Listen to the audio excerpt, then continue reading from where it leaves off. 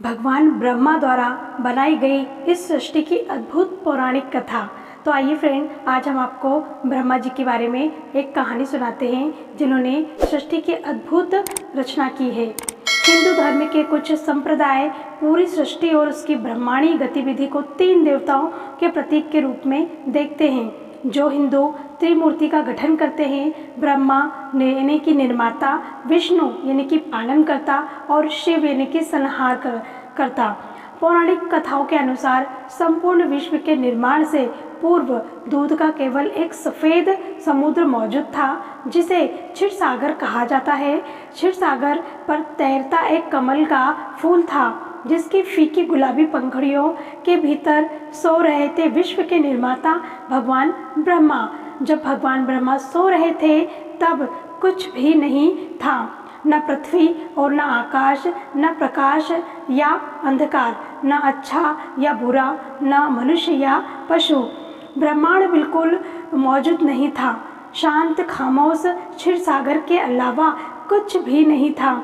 इस ब्रह्मांड में जीवन तभी शुरू हुआ जब भगवान ब्रह्मा जाग गए।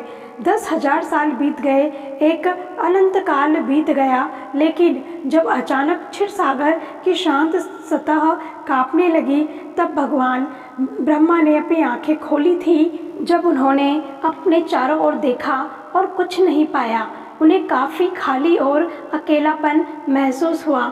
उनकी आंखों में बड़े बड़े आंसू झलक पड़े। जब वे आंसू क्षीरसागर में गिरे तो उन्होंने पृथ्वी का रूप लिया और जिन आंसुओं को ब्रह्मा जी ने पोंछ दिया वे वायु और आकाश बन गए। फिर वे खड़े हुए और स्वयं को तब तक खींचा जब तक उनका शरीर ब्रह्मांड नहीं बन गया। वह बाईं ओर फैले और आकाश में सूर्य, चंद्रमा और सभी सितारों का निर्माण किया। इन्होंने इधर उधर स्वयं को फैलाया और शुष्क मौसम, तूफानी मौसम, आग, हवा, बारिश का निर्माण किया। और फिर उन्होंने देवताओं को बनाया। सबसे पहले उन्होंने प्रकाश के देवता की रचना की। वे सुंदरता और अच्छाई से सुसज्जित थे और उनके दोस्त देवदूत, संत, परी और अप्सरा थे। फिर उन्होंने असुरों, अंधकार के देवता की रचना की। उनके दोस्त भूत, दानव और नाग थे और इसीलिए उन्होंने मित्र और शत्रु बनाए, क्योंकि देवता और असुर शत्रु होने के लिए बनाए गए थे। साथ ही उन्होंने बताया कि क्षीरसागर में अमृत नाम का एक चमत्कारी पदार्थ मौजूद है। जो भी उसे ग्रहण करता है वह हमेशा के लिए अमर हो जाएगा। देव और असुरों दोनों अमृत चाहते थे, लेकिन वे इसे समुद्र मंथन करके और मक्खन में बदलकर ही प्राप्त कर सकते थे। लेकिन उन्हें ऐसा मंथन कहाँ मिलेगा जो कार्य के लिए पर्याप्त शक्तिशाली हो।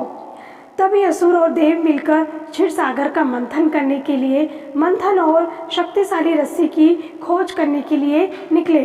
देवों ने एक दिशा में खोज की और मंदरा नामक पर्वत को पाया जो समुद्र से बाहर निकल रहा था। उन्होंने पर्वत को मंथन के लिए उपयोग करने का विचार किया और असुरों को सहायता करने के लिए बुलाया। हालांकि पर्वत इतना विशाल था कि कई देव और असुर थक गए और कई की जान भी चली गई। इस दृश्य को देख विष्णु भगवान ने सहायता करने का विचार किया और क्षीरसागर के बीच पर्वत को रखा। वहीं मंथन की रस्सी के रूप में उन्होंने वासुकी, सबसे विशाल नाग का उपयोग किया। असुरों ने सर्प का सिर, देवों ने पूंछ को पकड़ा और मंथन करना आरंभ किया। कई वर्षों के बाद मंथन से सबसे पहले एक भयंकर विष निकला। इस विष में संपूर्ण विश्व को समाप्त करने की शक्ति मौजूद थी। इसीलिए भगवान शिव द्वारा उस विष का सेवन कर लिया गया और देवी पार्वती ने उस विष को भगवान शिव के कंठ में रोक दिया। इसके बाद अन्य कई वर्षों की कठोर मंथन के बाद क्षीरसागर से कई अद्भुत चीज़ें निकली जिन्हें देव और असुरों ने समान रूप से बिना लड़े बांट दिया। लेकिन जैसे ही अमृत निकला दोनों पक्षों में तीखी नोकझोंक होने लगी। तभी एक राक्षस ने देवदूत से प्याला छीन लिया, तुरंत अमृत की कुछ बूंदों को अपने मुंह में डाल दिया। हालांकि ब्रह्मा असुरों को अमर होने नहीं देना चाहते थे, तो इसीलिए भगवान विष्णु ने तुरंत ही उनका गला काट दिया। वह राक्षस राहु था और तब राहु की गर्दन से ऊपर का भाग चंद्रमा और सूर्य के चारों ओर पीछा करता रहता है और कभी कभी वह एक को निगल जाता था और पृथ्वी को अंधेरे में डुबो देता था। राहु का केवल गर्दन से ऊपर का हिस्सा अमर हो पाया था और इसलिए दुनिया बनाई गई। अच्छाई और बुराई, प्रकाश और अंधकार, देवों और असुरों के बीच युद्ध शुरू हो गया था। इसीलिए यह तब तक चलता रहेगा जब तक कि भगवान ब्रह्मा थक नहीं जाएंगे और एक बार फिर अपनी आंखें बंद नहीं कर लेते हैं। तब ब्रह्मांड का अस्तित्व समाप्त हो जाएगा।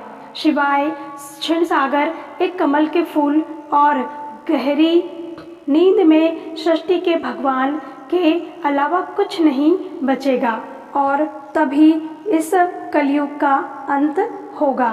तो फ्रेंड, ये कैसी लगी ये कहानी ज़रूर हमें कमेंट करके बताइएगा। और यदि ये कहानियाँ अच्छी लग रही हैं तो प्लीज़ हमारे चैनल को सब्सक्राइब कर लीजिए और इस वीडियो को लाइक और शेयर करके मेरी मदद कीजिए। मिलते हैं नेक्स्ट वीडियो में। बहुत बहुत धन्यवाद।